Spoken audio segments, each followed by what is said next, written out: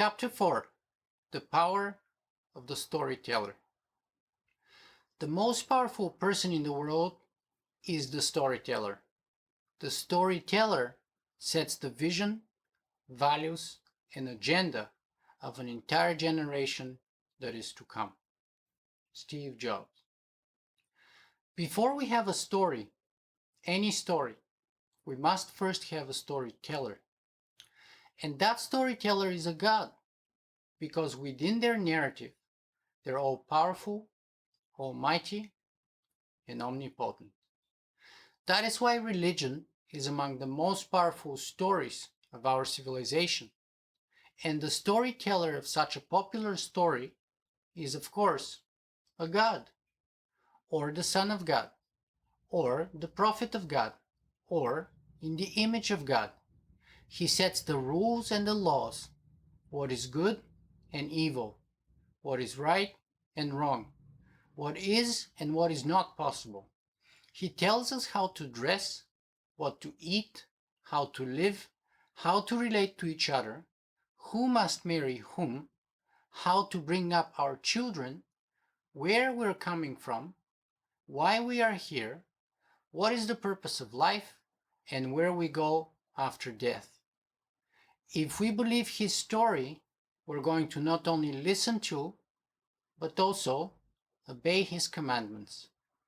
It is for this reason that nations and even corporations are also made by mythical stories, because myth-making is team building, is nation building, is world making. All stories told on a different scale. The myth helps us make sense of the world, as well as establish our proper place in it, whether as individuals, corporations, or nations. It gives us both meaning and purpose. So as long as we all believe in the same story, we will cooperate, and we're likely to obey the people who tell those stories. This is true not only in religion and politics, but also in business, entertainment, music, art, science, and so on. Because those who tell the most popular stories are the most powerful people. And ultimate success in telling a story grants access to ultimate power. Up until now, it was humans who told stories. Naturally, those stories end up with humans being the central entity. But let us examine how our place in the story has changed through time. Historically, we started with the story of animism, where everything around us was imbued with a spirit, or a soul, and was, at least in some sense, holy and to be respected. There was no hierarchy among humans, animals, trees, stones, and rivers, and we were not above them in any way. One day we killed a wild animal to feed and clothe ourselves. The next day an animal could kill us to feed itself and its offspring. We had respect for all living things and considered them as equals in the great web of life.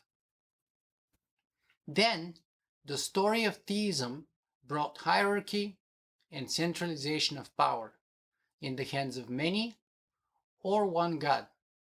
Since we humans, the storytellers, were naturally in the image of God, or God was in the image of us, we placed ourselves just a step below him, and all other animals got pushed down the ladder. The world became our garden, and everything in it was ours for the taking, including all soulless animals. Finally, we came up with the story of the centrality of the human being, of how we are the pinnacle of evolution, the supreme intelligence, that is the sole measure, beginning, and end of everything, and the masters of nature. So we made quick work of God and replaced him with us. Then we downgraded the animals even further down to the rank of mere Cartesian automata, machines unable to think, feel, or suffer, or resources to be harvested. Consequently, we could enslave and kill them for our pleasure, food, or sports, by the billions and without any guilt. So every year we kill over 70 billion animals and 1.3 trillion fish and other aquatic organisms. The idea that humans are or will be gods is a natural consequence of the power of the storyteller. Given that we are the storyteller, we are, by default, the heroes, because no one is the villain in their own story. And that is why those who write the story or history are always good, benevolent, generous, right, and wise. And it is also why we called ourselves Homo sapiens, that is, wise men, because we naturally think we're wise, and because it was men who did the naming. But now, with the rise of artificial intelligence, that may change again. And the day a computer can tell a sophisticated story, one that can make others laugh, cry, and most of all, believe, is the day humanity may lose control of the story.